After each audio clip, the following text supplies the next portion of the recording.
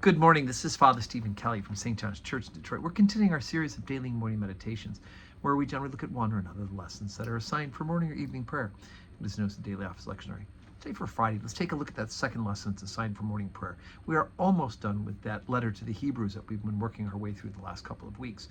We're in the last chapter and the middle third of it, beginning chapter 13, beginning at verse number 9. Be not carried about with divers and strange doctrines. For it is a good thing that the heart be established with grace, not with meats, which have not profited them which have been occupied therein. We have an altar, whereof they have no right to eat which serve the tabernacle. For the bodies of those beasts whose blood is brought into the sanctuary by the high priest for sin are burned without the camp. Wherefore Jesus also, that he might sanctify the people with his own blood, suffered without the gate. Let us go forth, therefore, unto him without the camp, bearing his reproach. For here we have no continuing city, but we seek one to come.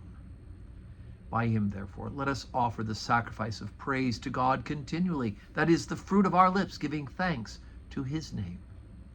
But to do good, and to communicate, forget not. For with such sacrifices, God is well pleased. Okay. So again, the first, let's say 11 and a half chapters of the letter to the Hebrews is a long theological treatise explaining how it is that God has fulfilled the promise to send a Messiah to the people of the original covenant through Jesus Christ. And he talks about faith and how it is that Jesus is the new Israel. He is the new, he has offered himself. This last chapter especially, we've been going through these kind of short sentences, making statements about the faith.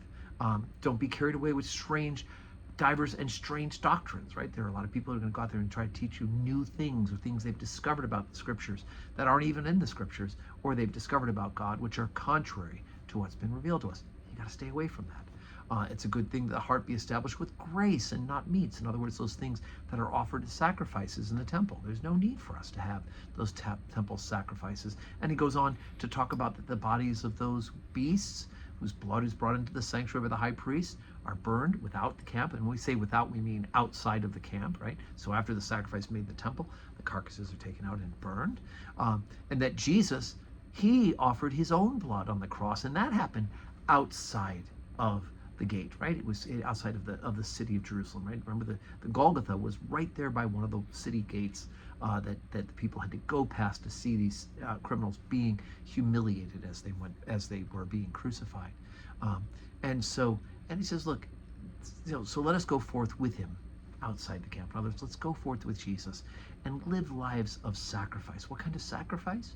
Well, the very last sentence tells us is to do good, right? That makes a holy offering. Remember, the word sacrifice is from the Latin sacrum facio, I make holy. So we make holy offerings of ourselves by doing good, and as this translation says, to communicate, and other translations like the RSV say, to share with others, right?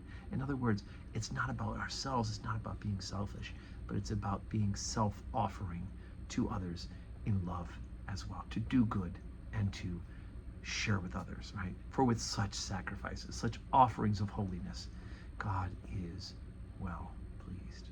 So let's ask God to help us to live exactly those type of lives. So as we said, today is Friday. No public worship today at St. John's, but we are going to be praying for each other, I hope. I know I'll be praying for all those who are paying attention and watching these daily morning meditations. Hey, why don't you hit that forward button, share this on your timeline so that folks will know that they can listen in for this short little meditation, so you can share this good news with them. And know that I'm praying for you, and I hope that you will pray for me and for the people of St. John's Church. And may your Friday be a day that's full of blessings.